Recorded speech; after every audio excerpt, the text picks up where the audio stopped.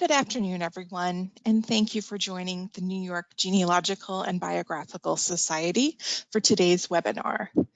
Before we get started, I just want to introduce myself. I'm Jen Davis. I'm the Director of Development and Membership here at the NYGNB.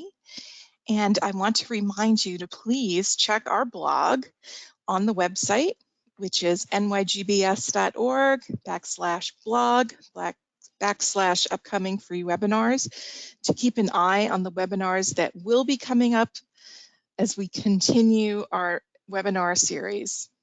Today's webinar, which is beginning now at 3 p.m. Eastern, does have a handout, so you can download the handout during the session from the GoToWebinar panel. Generally, that is on the right side of your screen. So as I said, this is a webinar series provided by the New York Genealogical and Biographical Society. Few points of information as we get started. This is a live broadcast. As I mentioned, the handout for the session is available as a PDF download. It will be available during the entire session, and it is in the handout section of the GoToWebinar screen, which, as I said, is generally on the right-hand side of your screen. Any questions can be submitted by clicking the question icon, also on the right side of your screen. If you're having trouble either seeing the handout or with your sound, please try to open the webinar in another browser. If you are viewing this on a phone, please keep in mind you might have difficulties downloading the handout.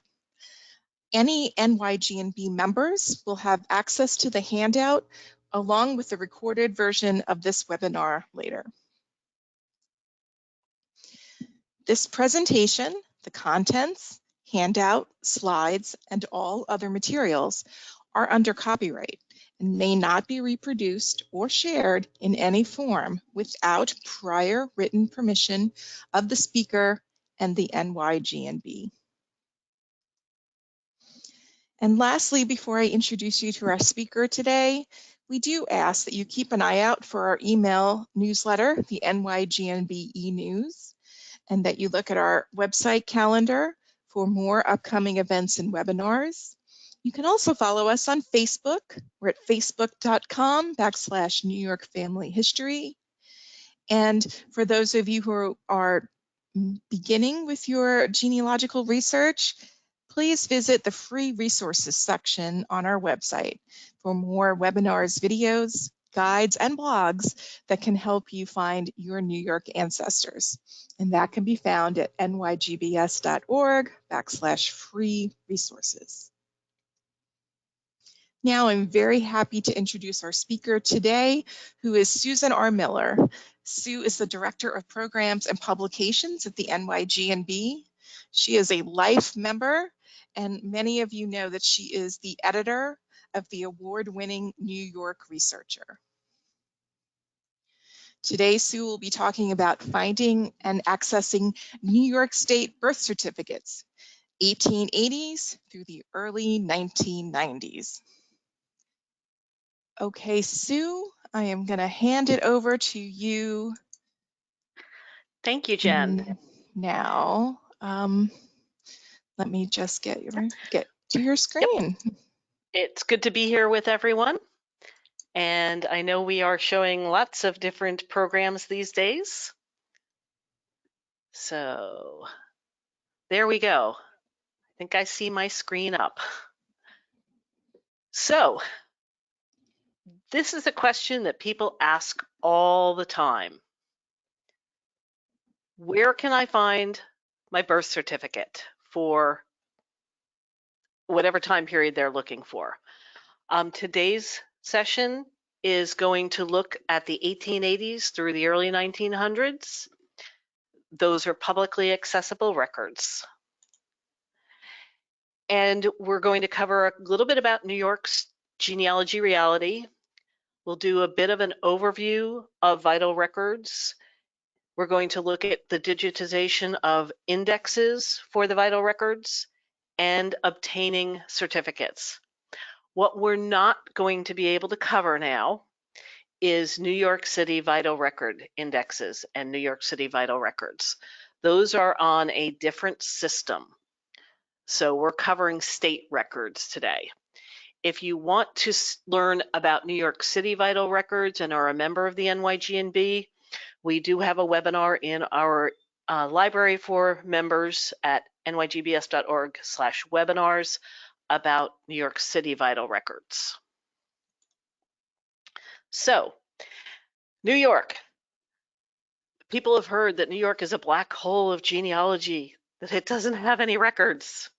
Nothing's online. Well, in reality, more vital records are becoming accessible, mostly, and we'll talk about that. And the resources for indexes are coming online, but remember that it does take resources to digitize things that have been on microfiche, digitize things that haven't been ever digitized. And indexing does take a lot of resources. So sometimes it takes a bit of time, and everybody can help when indexing projects do come up.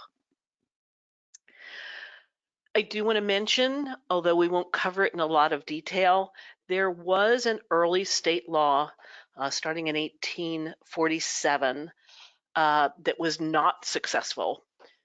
There were some vital records for birth generated.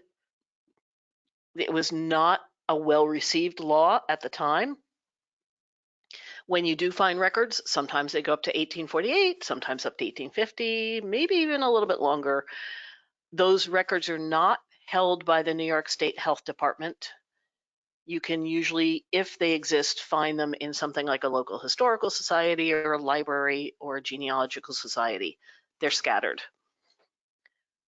There was a more successful series of laws in the 1880s that asked that birth records start being collected in 1881. So in theory, you should have birth records from 1881 to the present. Marriage from 1881, death from 1880.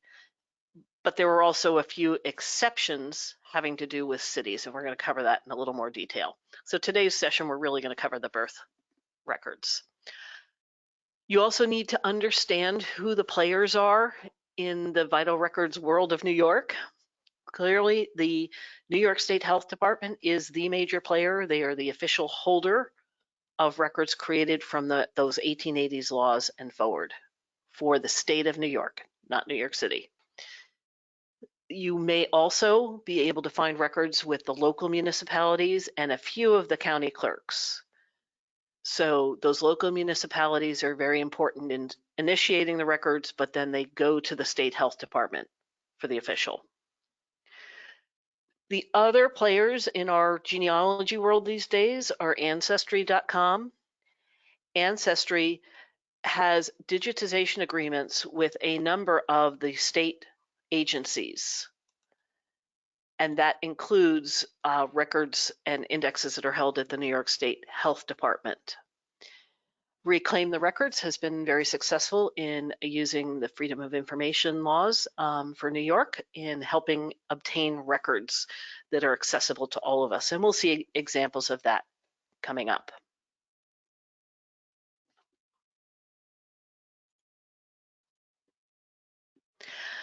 So you can go to the New York State Department of Health and request a search online or by mail. They have a section about genealogy resources and records.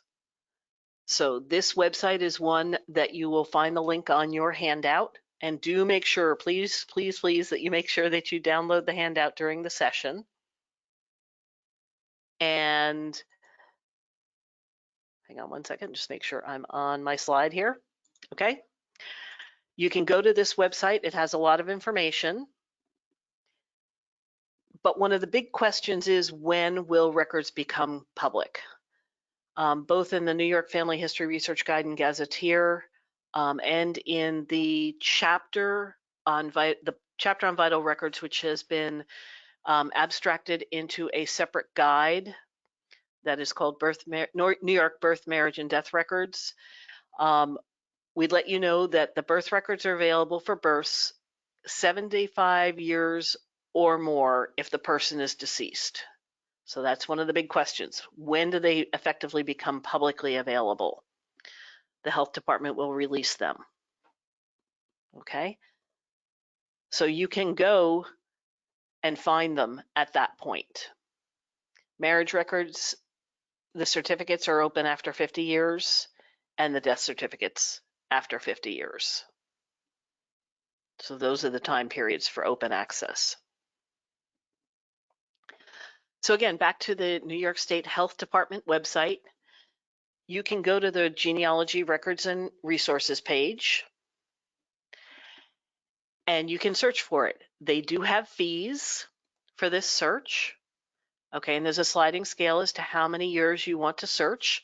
Hopefully you will use the indexes we're going to look at in a few minutes, and that will give you the time period you need, so you only have to search in that 1 to 3 year time period.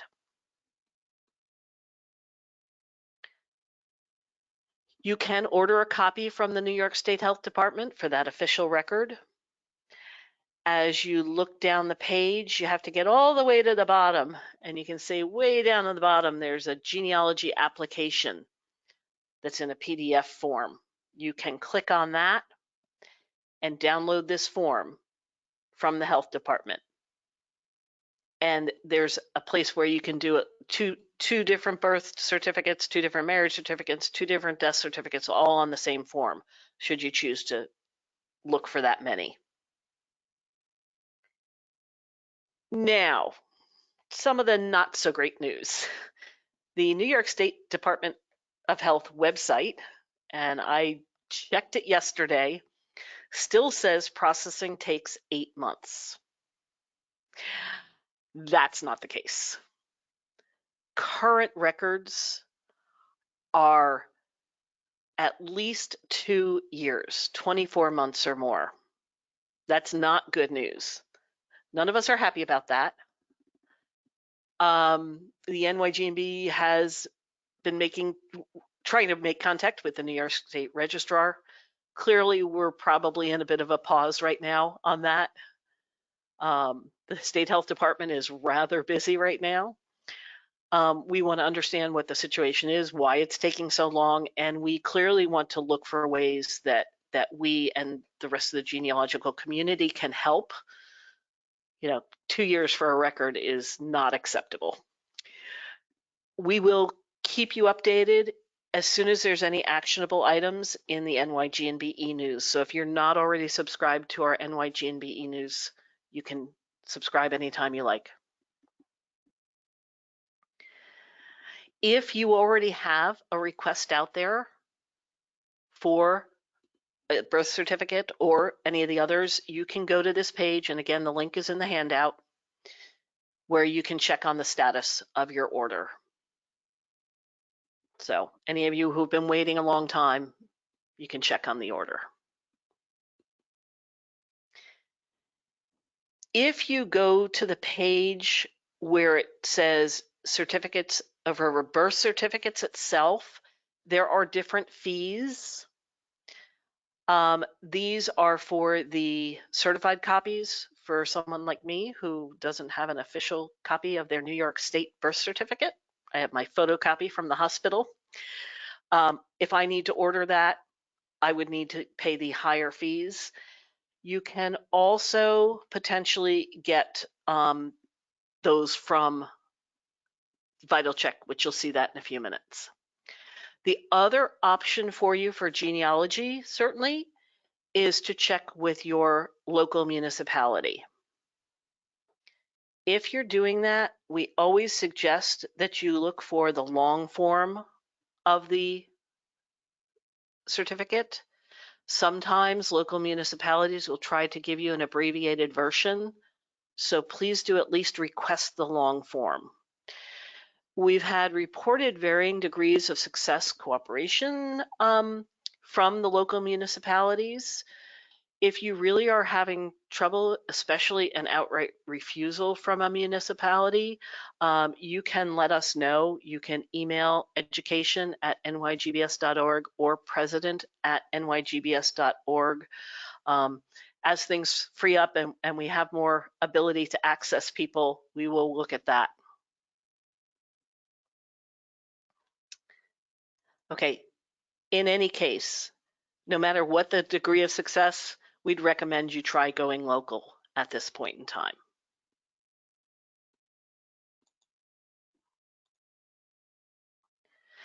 But before you do that, it's always good to know if a certificate exists.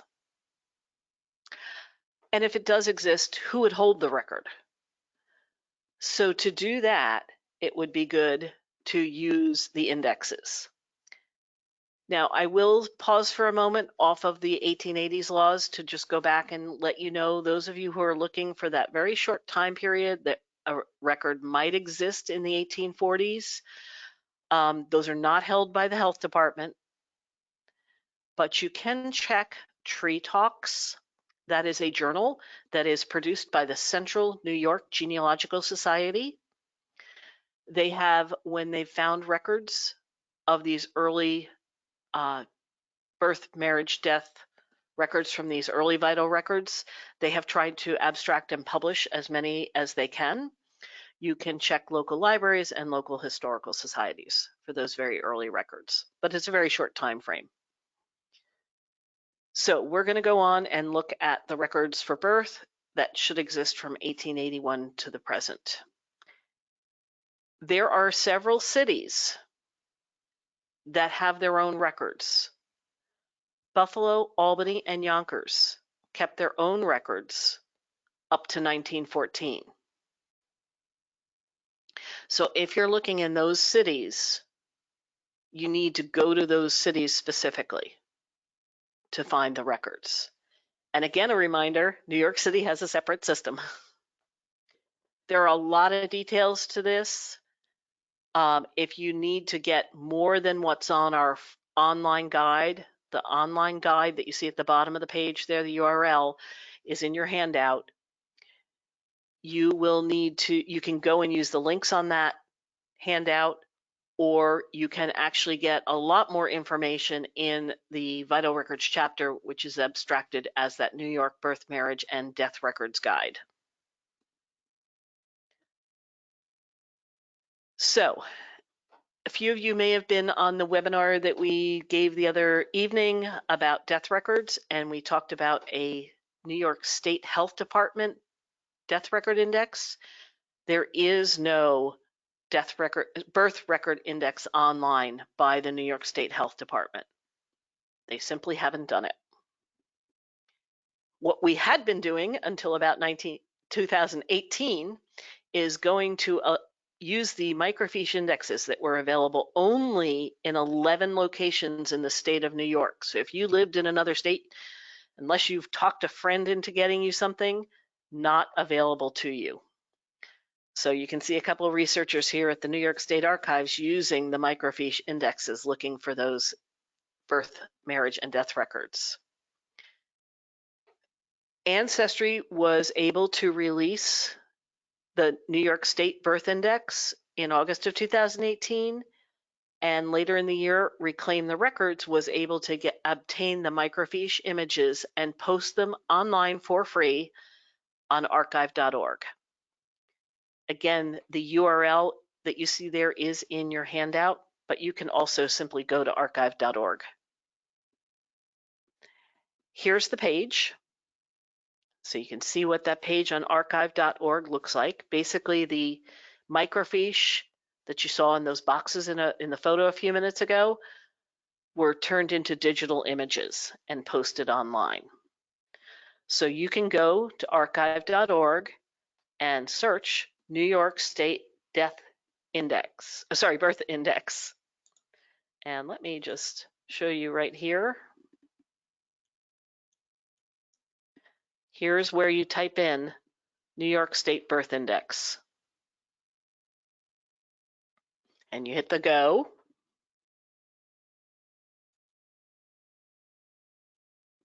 Make my slide go forward. There we go. And you will come up to the New York State Birth Index page. You can use the URL directly, or you can simply go to archive.org and search.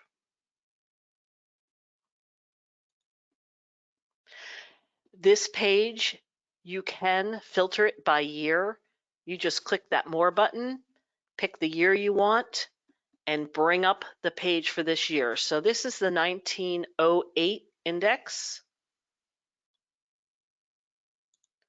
And you can see here, when I blow this up for you, that there are 1,184 pages to this index. But in the early years, it is alphabetical, so that's easier to use in certain respects. So again, an example of how you would want to use this, if I'm looking for a birth record for Eunice Irene Lee, born maybe in Syracuse about 1908, based on some census information that I've got, I would go use this index, and with her last name Lee, L being in the middle of the alphabet, I just pull that little slider bar across to try and get approximately to the middle. And that will get me into the L's.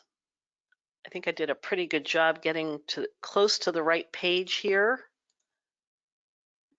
And sure enough, I pull up the next page, and this is in the Lees. Here's L-E-E here over on the side. I don't see a Eunice. Not all children had a first name when the certificates were filed. So I think this is probably my target for her. She's not a direct line person for me. I have not pulled this one yet, but were I to go and ask for this, yep, here's a child born September 1908 in Syracuse, female. That's the little F that you see on the next line. I would go and ask for this one. But I wouldn't attach it to the tree yet till I know for sure. The NYG&B online collections has a copy of this birth index too. So if you happen to be in our online records collection, you can look up these images here. And this is a sample page of that same page from 1908. That's the Lees in it, and the screenshot doesn't show the full page, but you could just roll down there and you can see that. So use the indexes first. You can use archive.org, which is produced by Reclaim the Record. That's a great way. You can go to the NYG&B online collections. And I did mention a little while ago that Ancestry has a partnership with certain New York State agencies. We're going to get to that in a minute. But the question of will I find it? I want to examine for a moment here how many records there are for 1881, the first year you'll find this birth index. You had 122 pages and over 6,000, almost 7,000 names indexed by Ancestry for 1881. Let's go look at the next year. Well, 500 pages in the index and almost 27,000 indexed names for 1882. Do we think there was that much of a baby boom? Probably not. So the compliance was not as great in those early years. And you can see those pages on here too in Ancestry. So you can go in and type in your names and you can look for your target individuals. This example shows you how you can look for instance, just a last name Williams, born in 1900 in and around Catskill, Greene County, New York. So if you are looking for name variants, you don't know a first name, you can search by location as well. And you can use the slider bars on Ancestry to get a wider date range, a narrower date range. Same thing with the name variants. So if you have an Ancestry subscription, This is another very good way to look for possibilities, especially if you're not sure exactly when and where, or the name.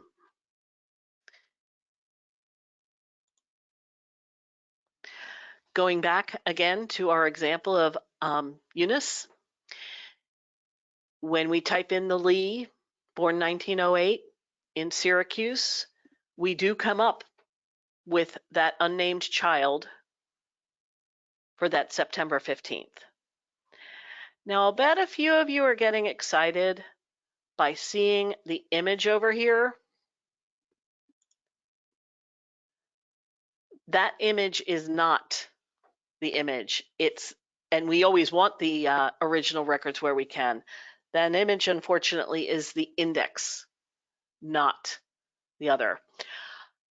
Genealogy Standards does ask us to do that, and I'm sorry for not getting this updated. I've highlighted 2014 version of this. I need to update this for my new copy. But please do always try and, if you need to purchase or otherwise obtain the original record where you can. So what if you can't obtain that New York State Health Department official copy with all the details? You do have the option to purchase it from VitalCheck. That's the little more expensive option. When you do get it from the New York State Health Department, this is a sample of a birth certificate, and I'd like to thank my friend Holly Sammons for sending me this. This is used with her permission.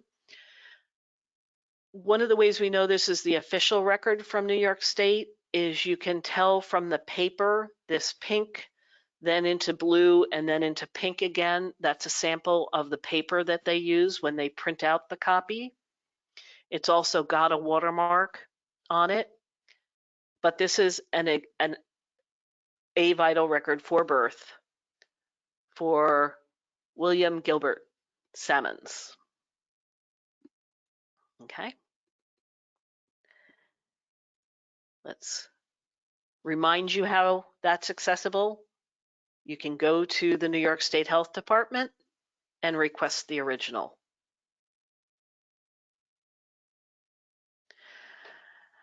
But again, what if you don't want to wait 2 years from the health department? Obtaining a record from the local municipality. Let's get into a little more detail here now. In New York, that would be either the town or the village. Only would you go to the county for Chemung, Monroe, Onondaga, and Tompkins. Those are the only 4 counties that hold those vital records at the county level. But how do you find the town?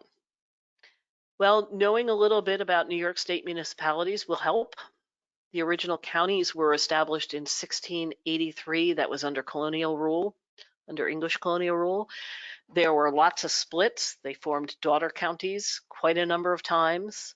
Some of it gets complicated. Also understand that New York has towns, not townships. Our organization for that municipality is called a town. The New York Family History Research Guide and Gazetteer, the entire Part 2 are county guides that are useful for finding this sort of information. This is an example of all the counties. There's also an overall for Long Island and an overall for New York City, which we're not covering New York City right now. So for Onondaga, where Syracuse is, you can see when it was formed and who the parent counties are. This could help you with the time period before vital records. This all happened before vital records started in New York, so not quite as helpful there. And understanding the relationship, physical relationship of towns. I spoke to someone last week who is doing research in, I believe it's called Geddes, Geddes. That is right here, this kind of long, skinny town, just to the northwest of the city of Syracuse. This person was actually looking for religious records, church records, and the person was asking me, well, where do I find them? Well, if you're not finding them in Geddes, you've got a big city right next door. You certainly would want to go over the border to the next town or city. So having maps like this and understanding the physical relationship between them can be very helpful. People might have recorded something in the town next door. The gazetteer section in the county guides of the Big Book, affectionately called Big Book, gives you the towns. The town name is in blue, like Camillus. Note there is also a village of the same name. Those are two different municipalities. So if someone was born in the village, you would need to go to the village clerk. If they were born in the Fairmount area, then you would go to the town of Camillus. A gazetteer like this is also helpful if you note the town above it, Aurelius. That was moved into another county. And that's blocked on my screen. Oh, there it is, Cayuga County. So you might have to, even though someone said they were in Aurelius County, you might also have to check Cayuga.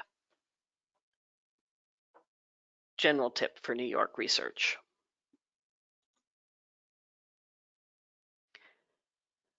For NYG&B members, we do have some online county guides that are accessible to members. You can go to that page and you can scroll down through the table of contents to get that list of cities, towns, and villages. That section is going to give you links to things like the village clerk, so you can find that information a little more quickly when you sign in. And notice up on the top it has member dashboard. That means I was signed in to the website when I did this screenshot. Just going to pause for a moment. It looks like people's screens are loading rather slowly here.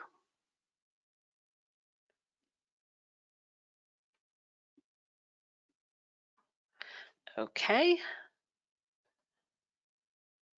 So just a review, when you find that index record and you want to obtain it from the local municipality, the town, the village, or only in the 4 cases would you go to the county?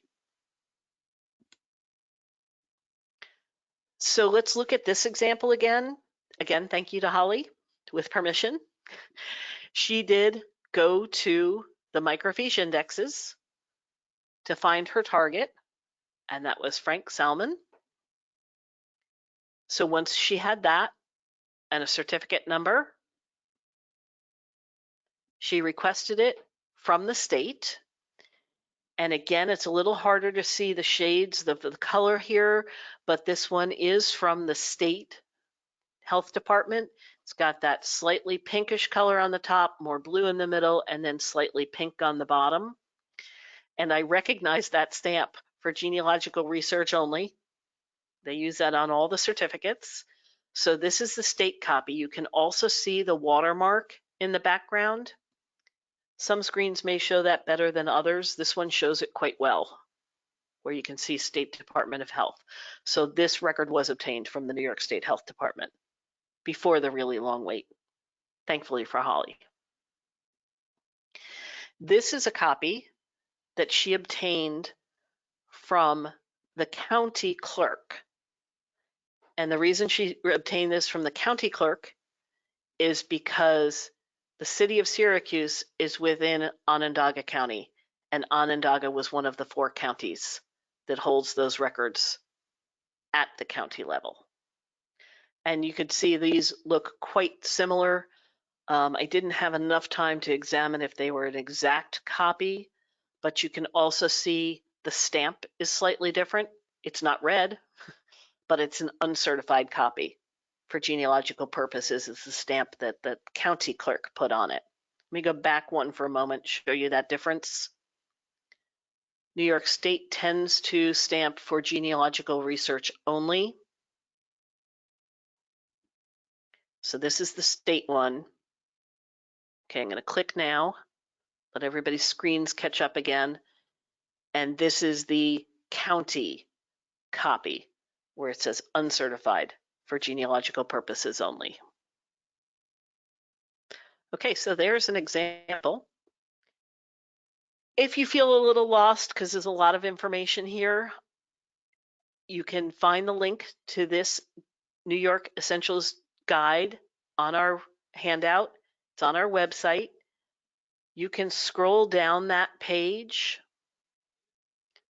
and look for the New York State Vital Records Guide. There's also a direct link. Okay, the guide does not have all the intricacies, but it has lots of links that will help you, and it's a really great overall guide.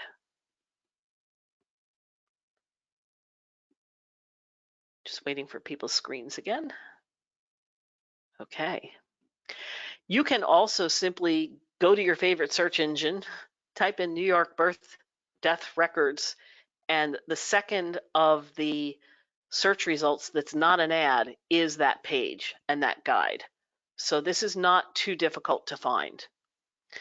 Clearly, the first result is the New York State Health Department.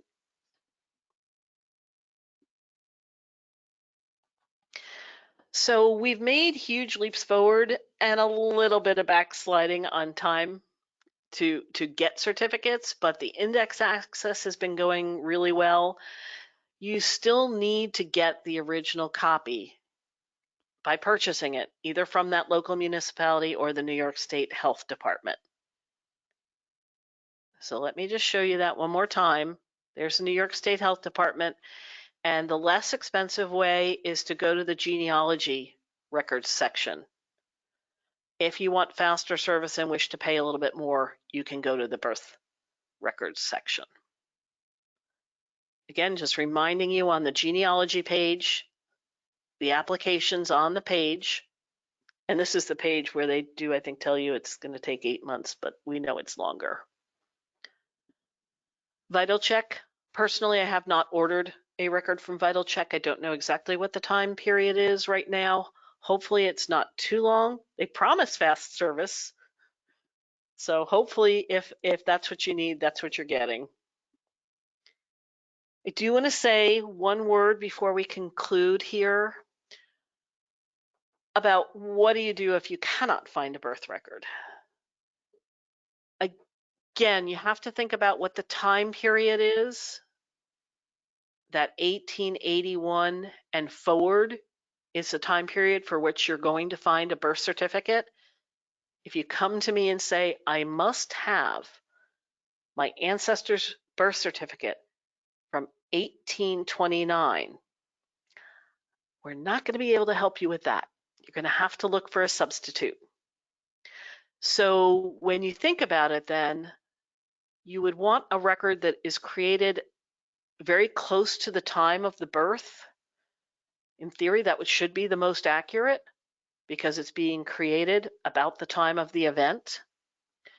Religious records could fill the bill if they were baptized. Newspapers, if there happened to be any newspaper announcements, those didn't tend to happen until a bit later time periods, but it's possible. And don't forget family records, things like diaries and Bible records, photos.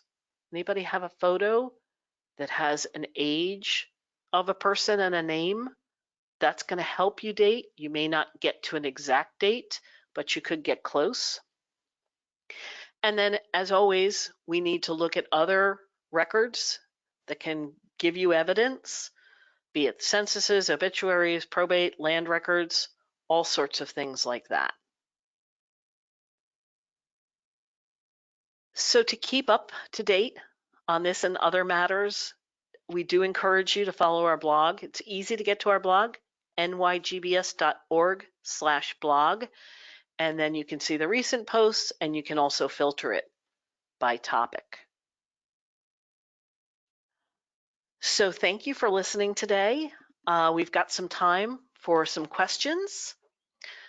And Jen, if you would like to look at those for a second, and I'm going to take a sip of water. Okay, thank you so much, Sue. This was really fascinating and definitely very educational. And there are quite a few questions. So the first question, it's a combination of two people's questions regarding geography, let's say. Okay. When you're talking about New York City in this time period, there were questions as to whether or not it included Brooklyn and also whether or not it included Long Island birth records. Okay. Let me parse that a little bit. And for a moment, let's talk about Long Island, which is where Jen's from and I'm from. Physically, the island of Long Island goes from Brooklyn down in the Coney Island, Gravesend area, all the way out to Montauk and Orient Points. Physically, the island of Long Island is quite large.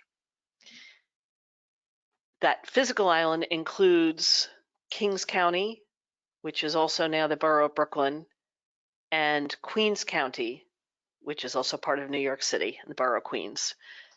Our modern day terminology, and Jen can contradict me if you disagree with me, mostly when we talk about Long Island, we tend to now mean Nassau and Suffolk. So from there, things get complicated. Brooklyn and Queens did not join into New York City until 1898. So before that, they were treated with the rest of New York and were creating vital records on their own. The city of Brooklyn kept most of those, and to the best of my knowledge, most of those went straight into New York City. Queens was generating their own vital records that got sent off to the state, and some of the towns of Brooklyn for a few years may have them. Those records may be found both at the New York State level and the New York City level from 1880 to 1898. And it gets complicated, and I can never remember everything, which is why I go to the guides. I go to the New York Family History Research Guide and Gazetteer Vital Records chapter, or the New York City Municipal Archives Guide, which also has a Vital Records chapter, because trying to keep it straight is difficult. Do you think I answered that part okay of that question? Yes, I do. Okay. Just want to make sure I don't lose track of the question. Right. Okay. Just a quick clarification someone asked for. So the birth records are available 75 years after the death date or the birth date? They're 75 years from the birth date, so long as you can show the person is deceased. So if someone is still living and is 95 years old, then you wouldn't necessarily be able to get their birth certificate. Okay. Hopefully they can get their own, or you can ask them to get their own. But yeah, if you can show someone is deceased, evidence of that, then after 75 years and longer after their birth, you can get that record. Okay, great. Someone asked, do the ancestry.com records mirror the archive.org, or is it worthwhile to look in both? Okay. Yes, the images that Ancestry used to create that index were from those same microfiche images. So if you go and, here, let me see if I can go up a couple slides here. Hopefully this won't fritz out all your screens too much. When we go up and look at where, for instance, oh, hang on, a little bit farther.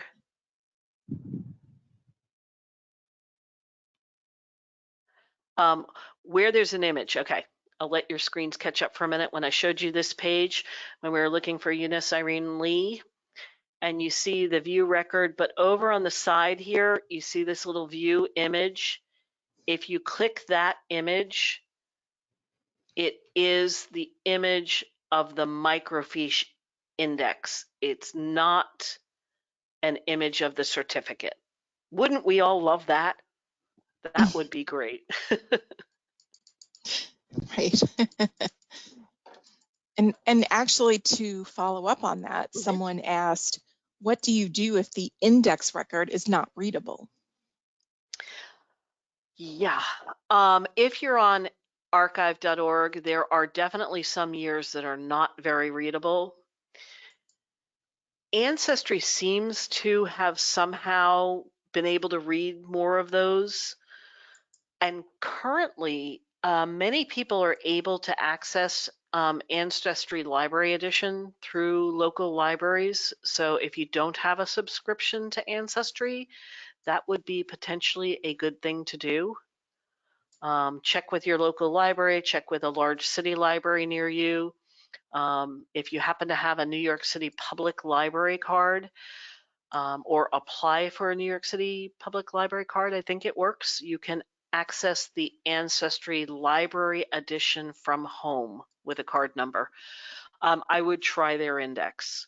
I'm not sure what technique they used. If that's not possible, if you are in and around the New York State area, going to one of those 11 repositories and checking their microfiche copies.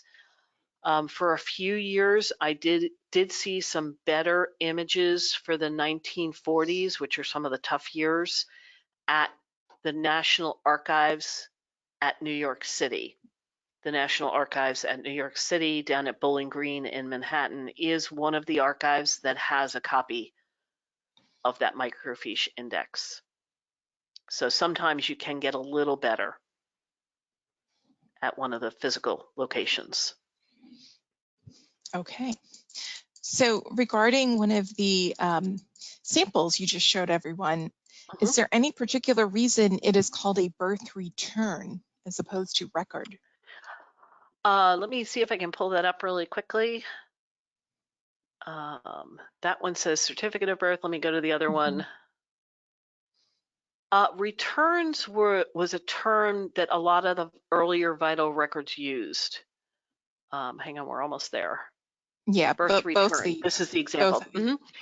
or return. Yeah, these would normally be filled out by the medical attendant and then returned to the municipality by that medical attendant. And I think that's where the return comes from. But that's a really good question. Maybe we can find a good historian who can figure that out for us. That's my best guess. Okay. All right. Well, this one might be a little difficult to answer, but let's try you, Okay. Sue. Someone asked, is it safe to say that if you can't find the person you're researching on the index at archive.org, that a record does not exist? Yeah, don't forget to check for the children who didn't have a first name. But if you really cannot find them, it may be that that's correct, that a return was never filed, especially in the years, I think I tried to show you the statistics there for 1881 and 1882. I think 1881, it was just under 7,000 births that were recorded. And the next year it was something like 27,000.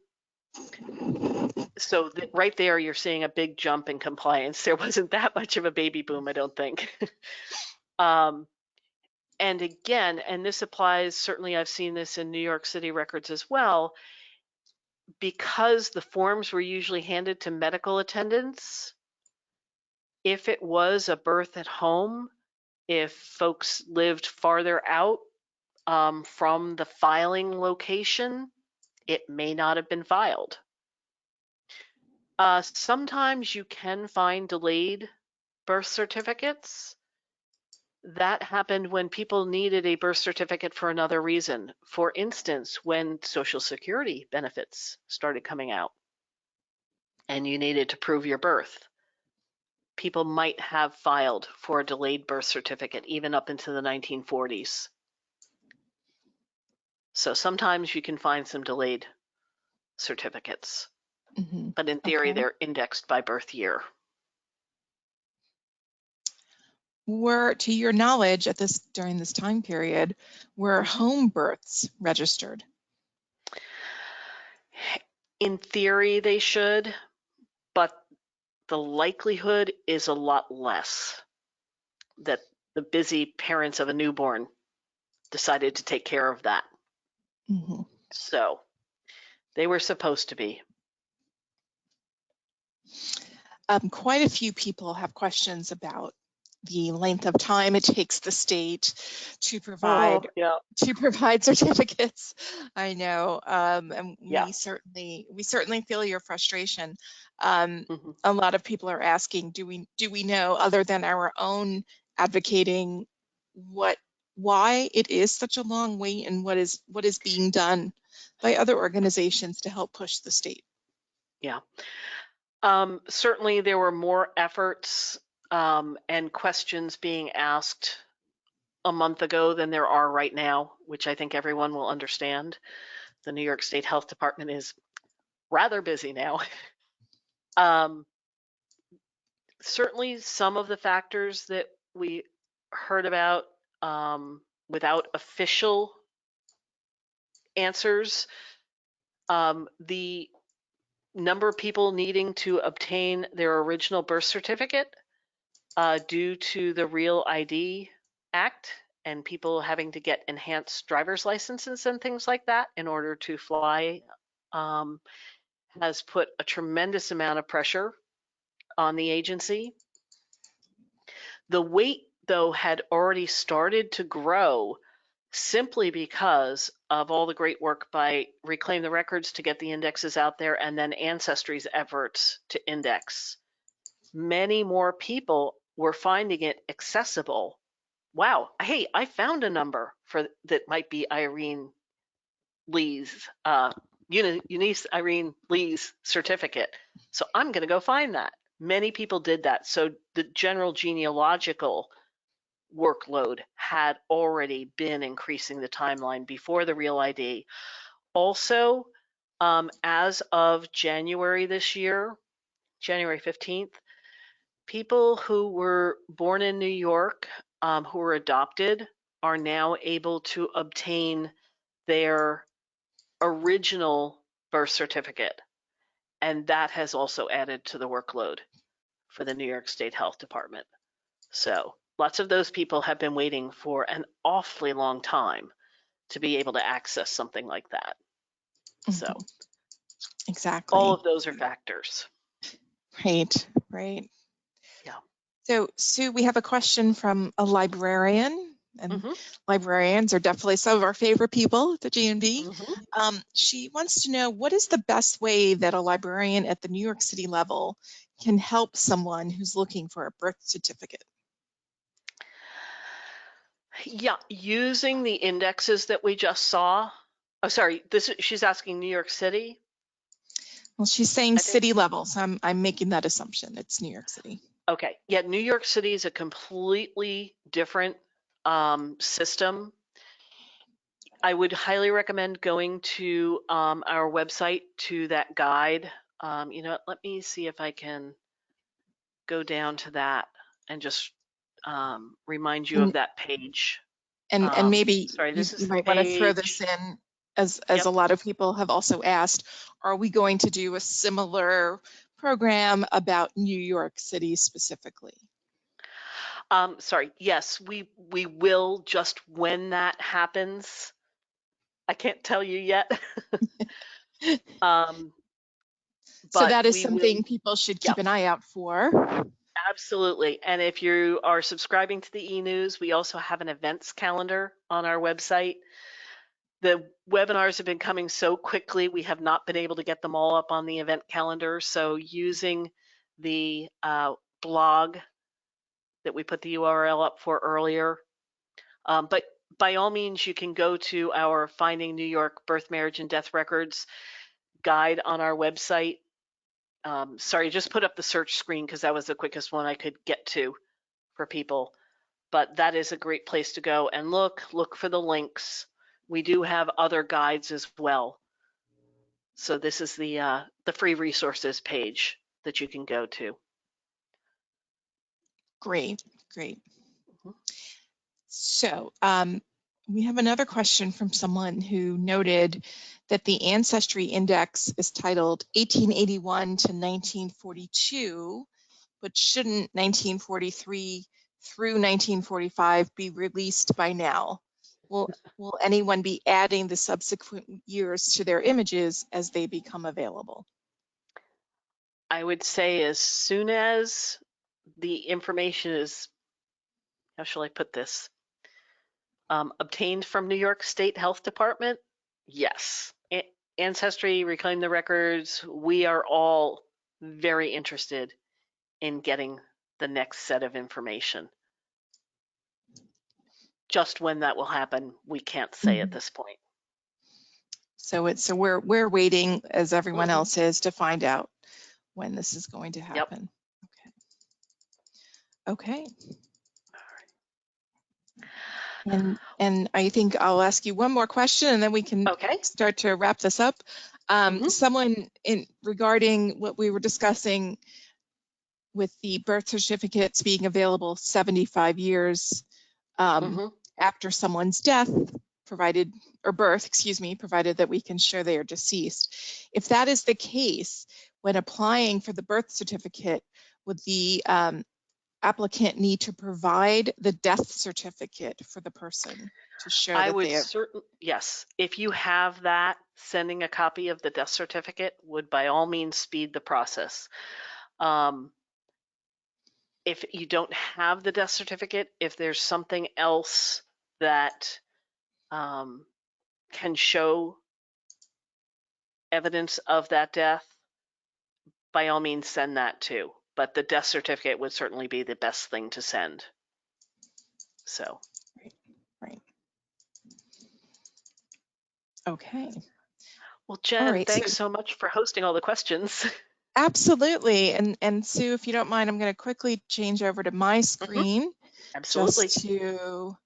Just to give everyone a quick view of where we are. And, oh, sorry. It is not as large as I'd like it to be. Second one over. There you go. There we go. Okay, so just a reminder while we're wrapping up here, if you still have not downloaded the handout, please do that. For those of you, there were a few questions that were quite specific, so we will try to get those to you, those answers to you later.